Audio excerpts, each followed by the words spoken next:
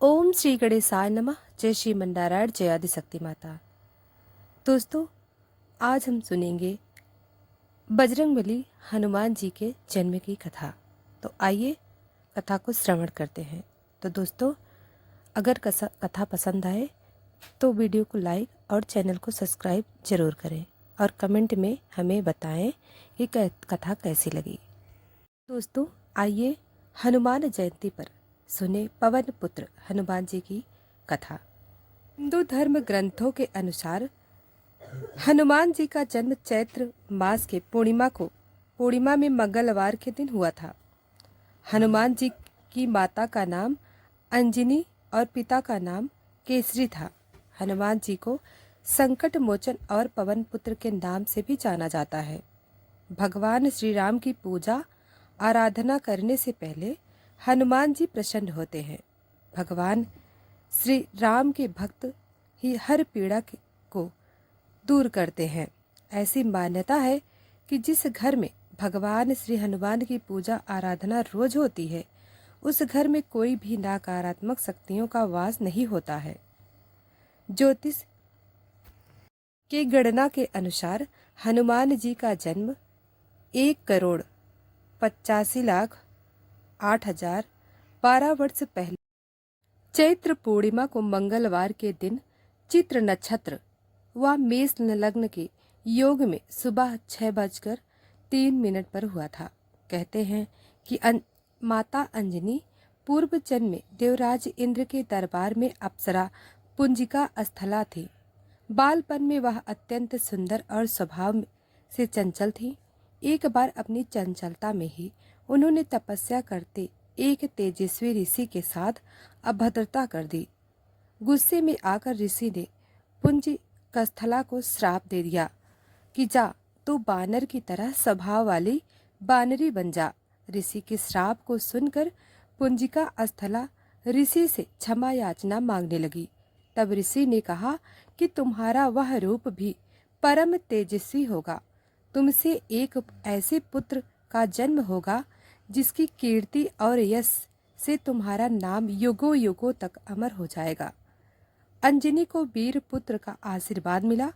श्री हनुमान जी की बाल्यावस्था ऋषि के श्राप से त्रेता युग में अंजना में नारी बानर के रूप में धरती पर जन्म लेना पड़ा।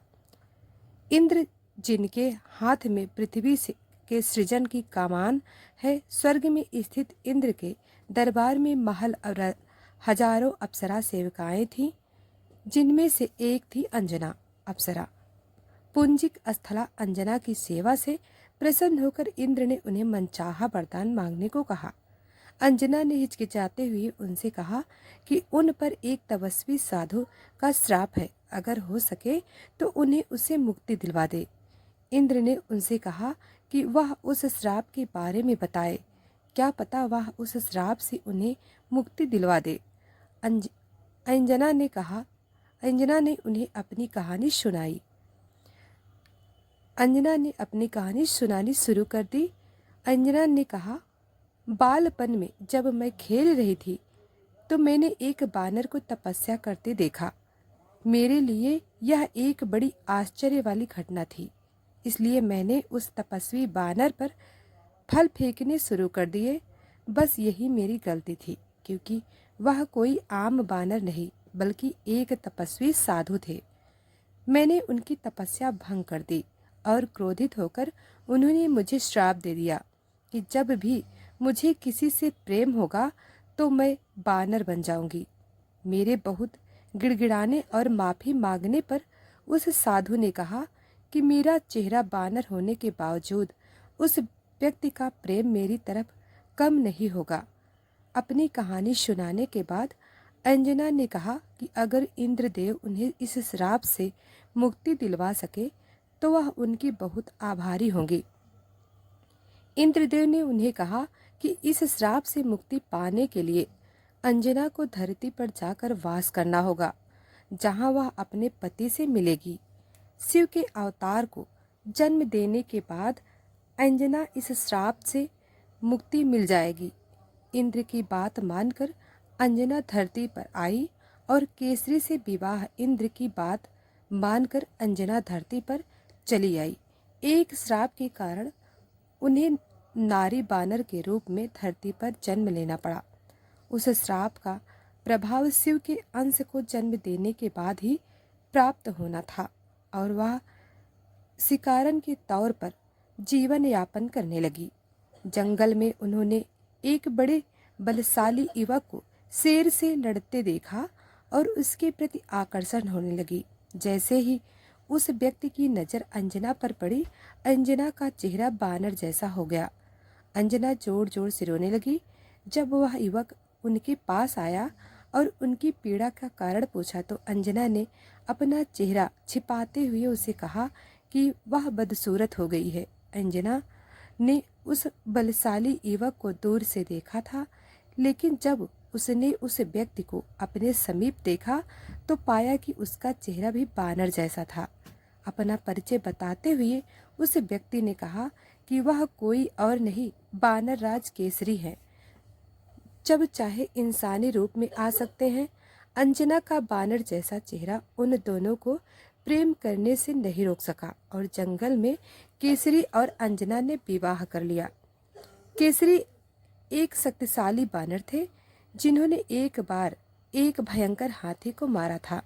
उस हाथी ने कई बार असहाय साधु संतों के विभिन्न प्रकार से कष्ट पहुंचाया था। तभी से उनका नाम केसरी पड़ गया। केसरी का अर्थ होता है सिंह। उन्हें कुंजन सुदान हाथी को मारने वाला के नाम से भी जाना जाता है। पंपा सरोवर अंजना और मतंग ऋषि पुराणों में कथा है कि केसरी और अंजना ने विवाह कर लिया पर संतान सुख से वंचित थे। अंजना अपनी इस पीड़ा को लेकर मतंग ऋषि के पास गई। तब मतंग ऋषि ने उनसे कहा, कई लोग इसे पंपा सरोवर भी कहते हैं। सरोवर के पूर्व में नरसिंह आश्रम है। उसकी दक्षिण दिशा में नारायण पर्वत पर स्वामी तीर्थ है। वहां जाकर उसमें स्नान करके 12 वर्ष तक तप एवं उपवास करने पर तुम्हें पुत्र की प्राप्ति होगी। अंजना को पवन देव का वरदान मतंग रामायण कालीन के एक ऋषि थे जो सबरी के गुरु थे। अंजना ने मतंग ऋषि एवं अपने पति केसरी से आज्ञा लेकर तप किया था। 12 वर्ष तक केवल वायु पर ही जीवित रही। एक बार अंजना ने सचु स्नान करके सुंदर वस्त्राभूषण धारण किए। तब वायु देवता ने अंजना की तपस्या से प्रसन्न होकर उस समय पवन देव ने उसके कर्ण रंध्र में प्रवेश कर उसे वरदान दिया कि तेरे यहाँ सूर्य अग्नि एवं स्वर्ण के समान तेजस्वी वेद वेदांगों का मर्मज्ञ विश्व महाबली पुत्र होगा। अंजना को भगवान शिव का वरदान अंजना ने मतंग ऋषि एवं अपने पति केसरी से आज्ञा लेकर नारायण पर्वत पर स्वामी तीर्थ के पास अपने आराध्य शिव की तपस्या में मग्न थी। शिव की आराधना कर रही थी। तपस्या से प्रसन्न होकर शिव ने उन्हें वरदान मांगने को कहा। अंजना ने शिव को कहा कि साधु के श्राप से मुक्ति पाने के लिए उन्हें शिव के अवतार को जन्म देना है, इसलिए शिव बालक के रूप में उनकी कोख से जन्म ले। तथास्तु कहकर शिव जी अंतर ध्यान हो गए। इस घटना के बाद एक दिन अंजना शिव की आराधना कर रही थी और दूसरी तरफ अयोध्या में इमाबंसी महाराज के पुत्र और अयोध्या के महाराज दशरथ अपनी 3 रानियों के कौशल्या, सुमित्रा और कैकेयी के साथ पुत्र रत्न की प्राप्ति के लिए श्रृंगी ऋषि को बुलाकर पुत्र कामेष्टि यज्ञ के साथ यज्ञ कर रहे थे। यज्ञ की पूर्णाहुति पर स्वयं अग्निदेव ने प्रकट होकर श्रृंगी को खीर का एक स्वर्ण पात्र कटोरी दिया और कहा, ऋषिवर यह खीर राजा की 3 रानियों को खिला दो। राजा की इच्छा अवश्य पूर्ण होगी। जिसे तीनों रानियों को खिलाना था, लेकिन इस दौरान एक चमत्कारिक घटना हुई। एक पक्षी उस खीर की कटोरी में थोड़ा सा खीर अपने पंजों में फंसा कर ले गया और तपस्या में लीन अंजना के हाथ में गिरा दिया। अंजना ने शिव का प्रसाद समझकर उसे ग्रहण कर लिया। हनुमान जी का जन्म त्रेता युग में अंजना के पुत्र के रूप में चैत्र शुक्ल की पूर्णिमा की महानिशा में हुआ था। अन्य कथा के अनुसार हनुमान अवतार लंका धन के संबंध में यही माना जाता है कि सीता की खोज करते हुए लंका पहुँचे और रावण के पुत्र सहित अनेक राक्षसों का अंत किया। तब रावण के पुत्र मेघनाथ ने श्री हनुमान जी को ब्रह्मास्त्र छोड़कर काबू किया और रावण ने श्री हनुमान की पूंछ में आग लगाने का दंड दिया। तभी उसी जलती पुंज से श्री हनुमान ने लंका में आग लगा रावण का दम चूर किया। किंतु पुराणों में लंका धन के पीछे भी एक और रोचक कथा जुड़ी है, जिसके कारण श्री हनुमान ने पूर्ण लंका में आग लगाई। श्री हनुमान शिव अवतार है, शिव से ही जुड़ा है। यह रोचक प्रसंग एक बार माता पार्वती की इच्छा पर शिव ने कुबेर से सोने का सुंदर महल का निर्माण करवाया, किंतु रावण इस महल की सुंदरता पर मोहित हो गया। वह ब्राह्मण का वेश रखकर शिव के पास गया। उसने महल में प्रवेश के लिए शिव पार्वती से पूजा कराकर दक्षिणा के रूप में वह महल ही मांग लिया। भक्त को पहचान शिव ने प्रसन्न होकर वह महल दान में दिया। महल प्राप्त करने के बाद रावण के मन में विचार आया कि यह महल असल में माता पार्वती के कहने पर बनाया गया है, इसलिए उनकी सहमति बिना यह शुभ नहीं होगा। तब उसने शिव जी से माता पार्वती को भी मांग लिया और भोले भंडारी शिव ने इसे भी स्वीकार कर लिया। तब रावण उस सोने के महल सहित माँ पार्वती को ले जाने लगा। तब अचंभित और दुखी माता पार्वती ने विष्णु को स्मरण किया और उन्होंने आकर माता की रक्षा की। जब माता पार्वती अप्रसन्न हो गई तो शिव ने अपनी गलती को मानते हुए माँ पार्वती को वचन दिया कि त्रेता युग में मैं वानर रूप हनुमान का अवतार लूंगा। उस समय तुम मेरी पूंछ बन जाना। जब मैं माता सीता की खोज में इसी सोने के महल यानी लंका जाऊंगा तो तुम पूंछ के रूप में लंका को आग लगाकर रावण को दंडित करना।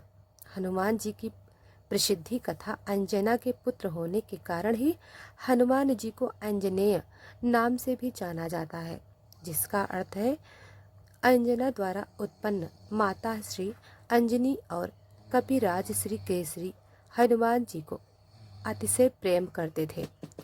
श्री हनुमान जी को सुलाकर वह फल फूल लेने गए थे।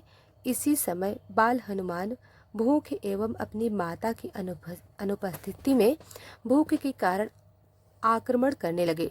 इसी दौरान उनकी नज़र क्षितिज पर पड़ी। सूर्योदय हो रहा था। बाल हनुमान को लगा कि यह कोई लाल फल है। तेज और पराक्रम के लिए कोई अवस्था नहीं होती।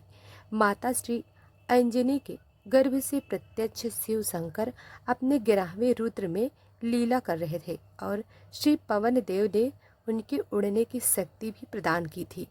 जब शिशु हनुमान को भूख लगी तो उगते हुए सूर्य को फल समझकर उसे पकड़ने आकाश में उड़ने लगे।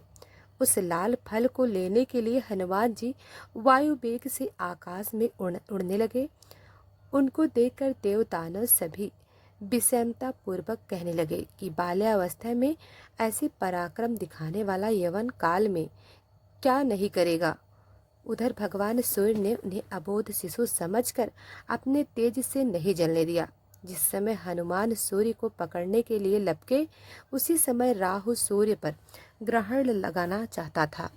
हनुमान जी ने सूर्य के ऊपरी भाग में जब राहु का स्पर्श किया तो वह भयभीत होकर वहां से भाग गया।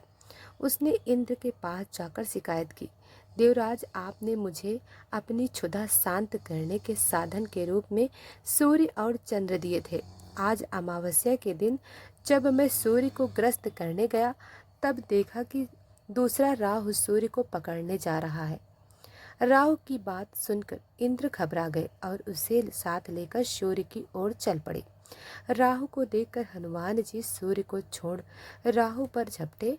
राहु ने इंद्र को रक्षा के लिए पुकारा तो उन्होंने हनुमान जी पर वज्रायु से प्रहार किया, जिससे वे एक पर्वत पर गिरे और उनकी बाहें टूट गई। हनुमान की यह दशा देखकर वायुदेव को क्रोध आया। उन्होंने उसी क्षण अपनी गति रोक दिया। इससे संसार की कोई भी प्राणी सांस ना ले सकी और सब पीड़ा से तड़पने लगे। तब सारे सुर असुर यक्ष किन्नर आदि ब्रह्म जी की शपथ में गए। ब्रह्मा उन सबको लेकर वायु देव के पास गए। वे मूर्छित हनुमान को गोद में लिए उदास बैठे थे। जब ब्रह्मा जी ने उन्हें सचेत किया तो वायु ने अपनी गति का संचार करके सभी प्राणियों की पीड़ा दूर की। तभी श्री ब्रह्मा जी ने श्री हनुमान जी को वरदान दिया कि इस बालक को कभी ब्रह्म श्राप नहीं लगेगा, कभी भी उनका एक भी अंग शस्त्र नहीं होगा। ब्रह्मा जी ने अन्य देवताओं से भी कहा कि इस बालक को आप सभी वरदान दें। तब देवराज इंद्र ने हनुमान जी के गले में कमल की माला पहनाते हुए कहा कि मेरे वज्र प्रहार के कारण इस बालक की दाढ़ी टूट गई, इसलिए इन कपिश्रेष्ठ का नाम आज से हनुमान रहेगा और मेरा वज्र भी इस बालक को नुकसान न पहुंचा सके, ऐसा वज्र से कठोर होगा। श्री सूर्यदेव ने भी कहा कि इस बालक को मैं अपना तेज प्रदान करता हूँ और मैं इसको शस्त्र समर्थ मर्मज्ञ बनाता हूँ। हनुमान जी के कुछ नाम और उनका अर्थ हनुमान जी को मारुति, बजरंगबली इत्यादि नामों से जाने जाते हैं। मारुत शब्द से ही मारुति शब्द की उत्पत्ति हुई है।